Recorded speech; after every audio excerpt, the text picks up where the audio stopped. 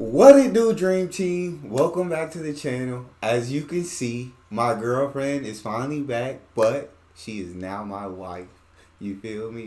We went ahead and tied the knot, made it official. And as you guys know, I've seen this video, and it got me a little bit heated. I got a little bit frustrated while watching this. But since she's come back, I wanted to show her this video and also get her thoughts on it. So before we dive in, if you guys end up enjoying the video, make sure you subscribe, ring that notification bell, and get a video a thumbs up. Ready for this? Yep. Let's do it.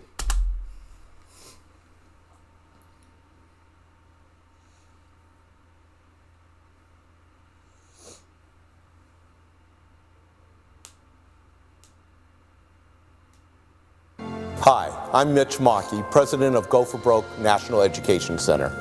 We tell the story of the Japanese American soldiers of World War II, of their courage, patriotism, and sacrifice as they upheld America's promise. The promise that in our nation, no one is to be judged by the color of their skin, the nation of their origin, or the God whom they choose to worship. As we all know, our nation is currently struggling with a crisis of conscience. Despite the promise of America, not all individuals in our nation have been embraced by the American value of equality. In recognition and support of the Black community, Go for Broke National Education Center will be sharing stories of Black American soldiers during World War II, of their courage, of their patriotism, and of their sacrifice. They upheld America's promise, and in doing so, provide us today with a moral sense of direction. During World War II, Black American servicemen stationed in England were generally welcomed by their British hosts in ways that were completely opposite of the Jim Crow segregationist practices back in America. Black GIs would drink and socialize in mixed company in British pubs, where they were not only allowed to enter, but were warmly welcomed by the locals. Black soldiers saw around them a very different reality from that which they faced at home, a non-segregated society where they were welcomed as fellow fighters against fascism rather than second-class soldiers. The U.S. Army authorities, however, did not condone this equal treatment. 1943, the 1511th Quartermaster Truck Regiment, a segregated black unit, was stationed outside the town of Bamber Bridge. U.S. military authorities demanded that the town's pubs impose racial restrictions.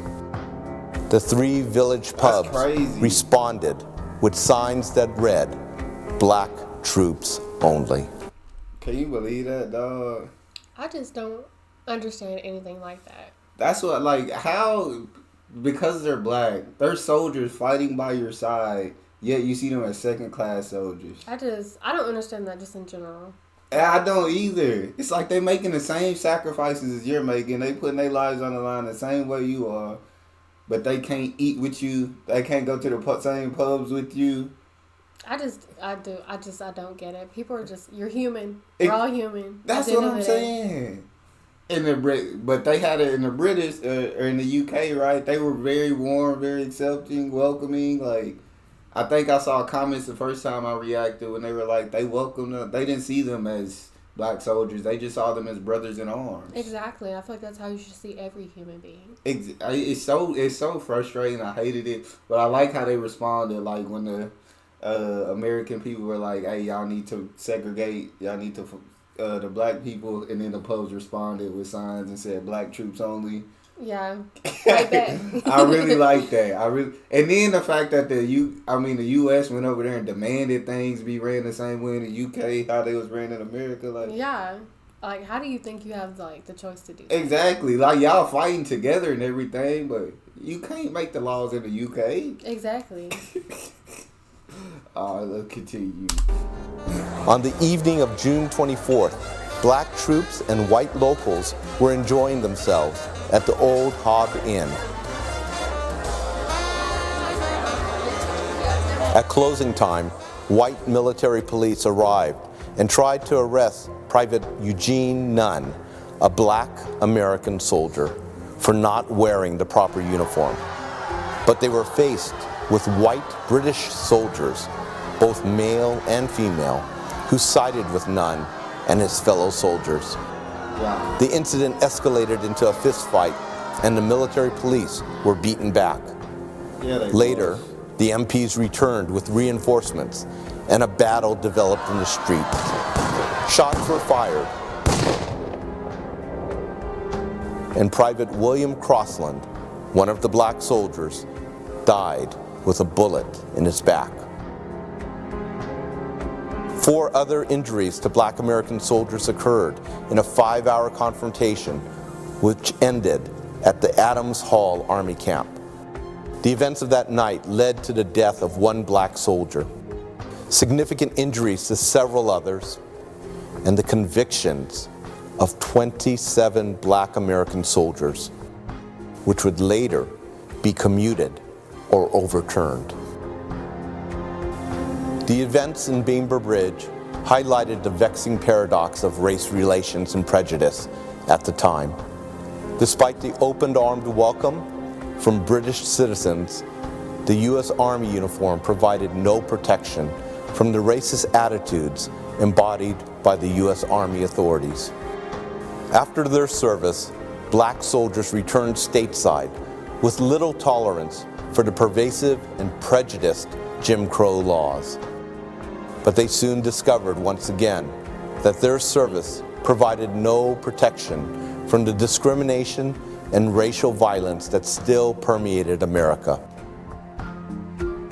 The harsh reality was that some black veterans were to be lynched, a harrowing image of suppression and racial intolerance.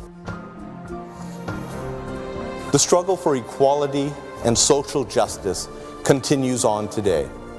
We at Go for Broke National Education Center honor these black American soldiers of World War II who served and sacrificed for our nation, and we continue our commitment to ensuring America's promise.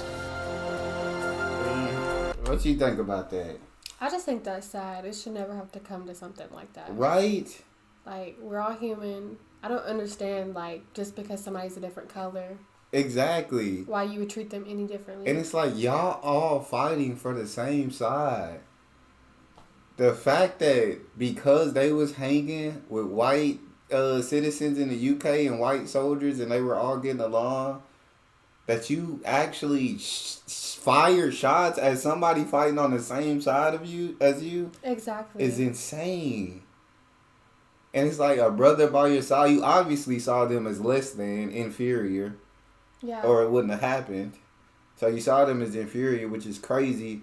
And then to go back home and after fighting for your country, after fighting to protect these people, the same people you fought to protect are the same ones that say you can't eat here, you can't come shop here. It's still this you still got to come home to these segregation laws, and they say black veterans are still getting lynched. It's insane.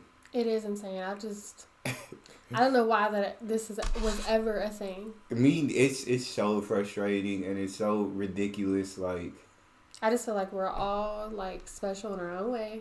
yeah, And I just feel like I don't understand why that's such a big, like, controversial thing. exactly. I don't think I ever understand it. As you can see, we both obviously don't understand an interracial relationship. You feel me? Exactly.